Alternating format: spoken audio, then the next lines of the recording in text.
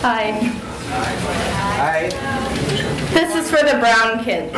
This is for the free and reduced breakfast club. This is for my loudmouth fist fighters, my under-the-covers reading all-nighters, my late shift working in-class nappers, my back-of-the-classroom rappers, my mother tongue speaking back-talkers, my always finding death threats in their lockers, my smart-ass, saggy pants troublemakers, my my test anxiety prone, my smart-ass, saggy pants troublemakers, my brown, genderqueer hip switchers, my test anxiety-prone class skippers, my outside agitator walkout organizers. This is for my never-meant-to-survivors. In kindergarten, I'd already learned not to go anywhere unless I was sure there wouldn't be a check-in. I was always too chicken to speak to the men with guns on their hips and slurs in their snarling lips, and I didn't even go to a school where they met me at the door. So I'm going to try to compute just how much more afraid I'd be today if the first school club I was introduced to was a billy club. I'll try to raise the number of panic attacks I've had this year to the power of pepper spray, taser, glocks, handcuffs, and a badge. I'll try to multiply my fear by the number of kids who look like me who had their faces slammed into pavement last semester.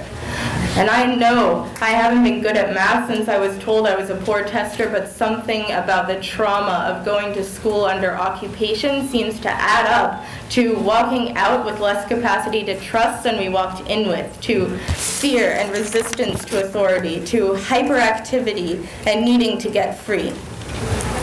Critical thinking question. Why were the millions of dollars my school board spent on police station contracts and security guards somehow easier to budget than even half the recommended number of school counselors? Answer, because our minds are worth more to them terrified than understood. See, our schools might look like prisons, but the bars aren't for keeping us in, they're for pushing us out. Our schools are factories producing marketable products, not making good citizens, but punishing manufactured misconduct.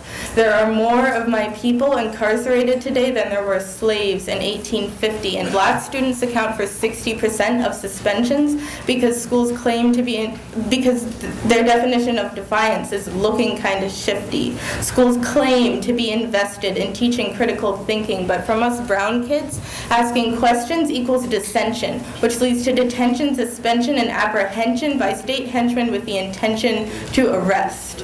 So ask us again why we don't feel like participating in class discussion. We dare you. Ask us why we'd rather spend 90 minutes in a bathroom stall or wandering empty halls than in your classrooms. We know that when we ask questions, we scare you. You thought you were ready for us. You'd already bought us jumpsuits instead of graduation gowns. You'd even opened up a whole new prison by shutting some arts programs down. You thought you were ready for us. Us brown kids, we're ready for you too. We are healing our black eyes in peer mediation sessions, channeling Layla Ali in second-round boxing lessons. We are staying up all night, reading Michelle Alexander's The New Jim Crow, comprehending all kinds of things we were never supposed to know. We are working the late shift, paying bills to stay alive, even though we know we were never meant to survive.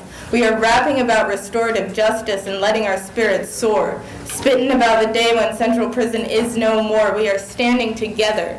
From AP English to ISS to alternative schools to central prison. We are teaching you a lesson, and this time, you're going to have to listen to us, the brown kids, the kids from the back of the bus.